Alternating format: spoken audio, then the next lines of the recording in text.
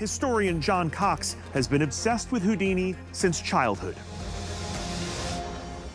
The fundamental facts of Hudini's death have been well covered in biographies. He died from peritonitis, which is a massive infection one gets if your appendix rupture, from appendicitis.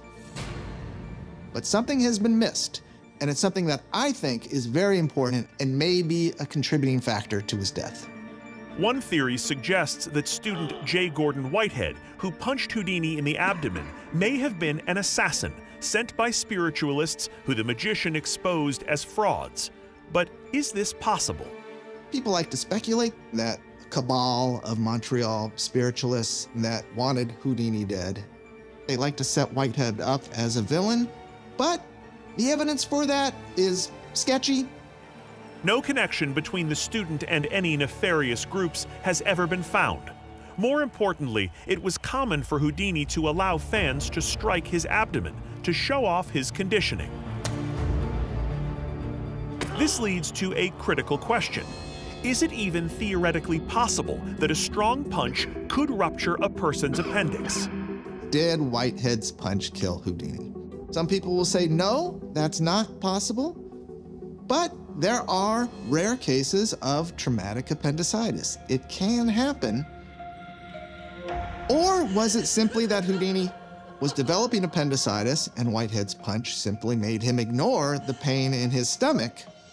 And you could say that Whitehead's punch killed him in that way, by giving him a reason to not be alarmed by the pain in his stomach. Okay, so perhaps Hudini's death was simply the result of an unfortunate accident. But after discovering a lost trove of letters hidden in Hudini's archives, John Cox insists there's a much bigger story here that everyone has overlooked. For the past 15 years, I've really been delving into primary research. That's reading diaries and letters. In one of the letters, after Hudini broke his ankle, he says he had a look at his contracts going forward. And what he found was a clause in the contract that said, should he be unable to perform, he's on the hook $1,000 a night to the theater. $1,000 in 1926 is the modern equivalent of being fined almost $18,000 per day. Horrified by the penalty if he canceled a show, it seems Hudini decided to keep performing, despite his ankle, despite the punches to the gut, despite the apparent appendicitis. I think he was thinking, I'm gonna push through, perform with the pain, and get through these next 3 weeks, not missing a night, or else I'm gonna have to pay a lot of money. So we gotta factor that into his thinking, that maybe he delayed going to the doctor because he knew there was this contract clause hanging over him.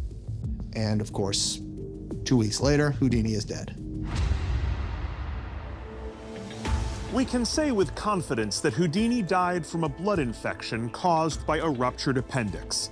There's no evidence that points to assassins, but we now know that there may well have been another culprit here, Hudini himself.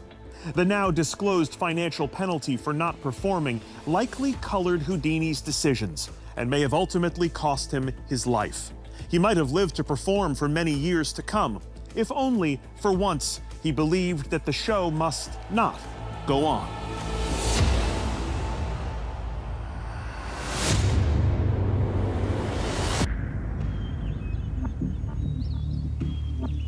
From a mystery about someone we all know to the mystery of a treasure most never knew existed.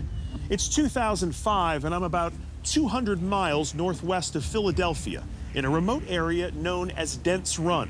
This is a prime patch of forest if you're hunting deer, but if you believe the conspiracy theorists, there may be an even more valuable quarry right under my feet.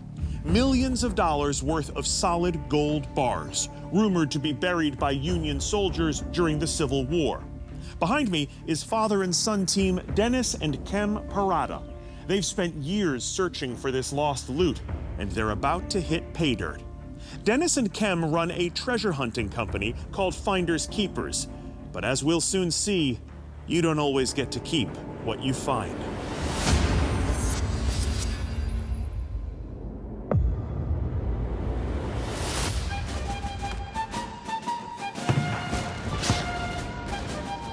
The legend is this. It's 1863, and as the Civil War rages on, Union soldiers load a government shipment of 26 gold bars, worth over $50 million today, onto an army caravan near West Virginia. The soldiers are under secret orders to take the gold to the United States Mint in Philadelphia, where it will be used to pay for the war effort. 11 soldiers and 2 wagons begin the 350-mile journey to Philadelphia, but 60 miles into their trek, with Confederate forces patrolling nearby and the Battle of Gettysburg on the horizon, they decide to veer northward near the Allegheny River. The caravan advances slowly through the muddy, rocky terrain until the wagon breaks down in an area known as Dent's Run. Several of the soldiers leave to get help. But when they return 3 days later, they find the soldiers they left behind and all the gold have vanished into thin air, leaving only an empty wagon. If you believe the stories, the Union soldiers stole the gold, burying what they couldn't carry. Let's be clear, all of this is the stuff of legend, because the big problem, and it is a really big problem, is that no official government records of the gold or its disappearance has ever been found. Believers of this extraordinary story say there are no records because of a cover-up. Losing this much gold would have been a huge embarrassment to the Union. Perhaps they didn't want to leave a paper trail. With no public news stories, memory of this fabled event fades. That is until the early 1970s, when a series of articles in treasure hunting magazines give the legend of Dent's Run new life.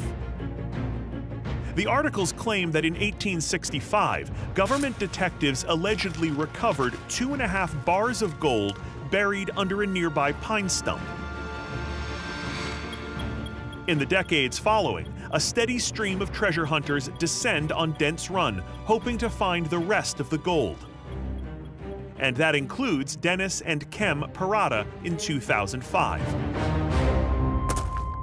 As they make their way through a dry riverbed, their metal detector sounds off like they've hit the mother lode.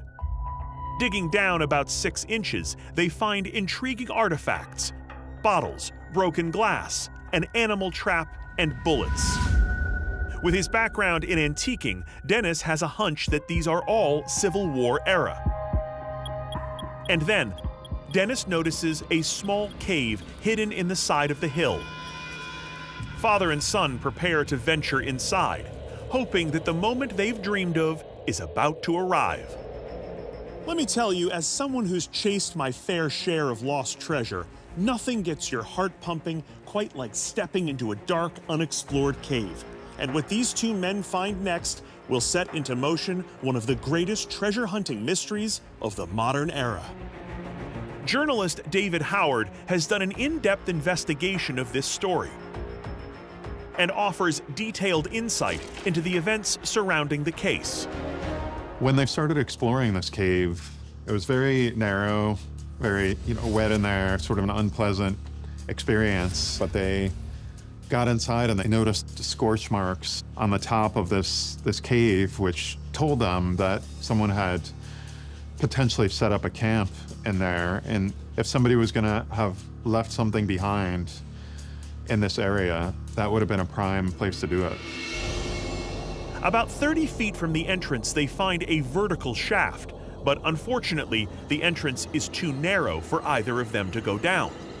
Though they can't physically fit into the tunnel, this doesn't stop the father and son duo from spending the next 9 years searching for gold. They deployed a number of pieces of technology that let them essentially look down under the surface of the earth. Every one of these tests that the Paradas did, every indication was that it was gold. But here's the hitch. This potential treasure trove is on state land. As bad as they might want to, the Paradas can't just go digging up Pennsylvania's state property.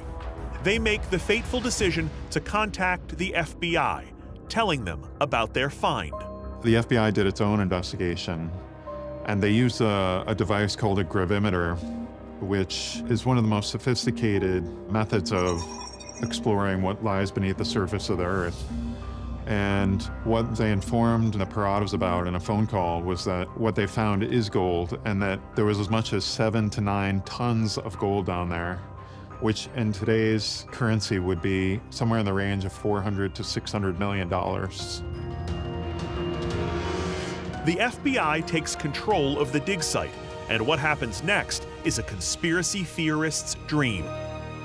The FBI asks for permission to dig up this quiet Pennsylvania hillside, and a federal judge approves a search and seizure warrant.